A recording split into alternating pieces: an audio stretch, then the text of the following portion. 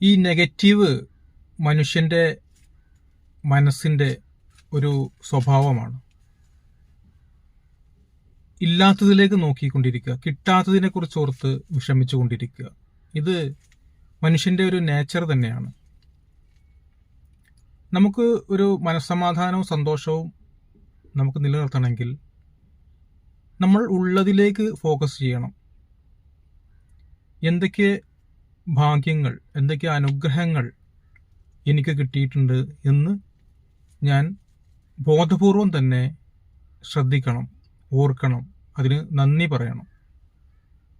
ഓരോ ദിവസം രാവിലെയും എഴുന്നേറ്റ ഉടനെ ഏറ്റവും ചുരുങ്ങിയത് ഒരു 10 കാര്യങ്ങളെക്കുറിച്ച് നന്ദിയുള്ളവനാവുക.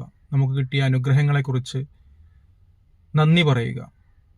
അതുപോലെ രാത്രി കിടക്കുമ്പോഴും ഒരു 10 കാര്യങ്ങളെക്കുറിച്ച്, നമുക്ക് കിട്ടിയ അനുഗ്രഹങ്ങളെക്കുറിച്ച് നന്ദി പറയുക.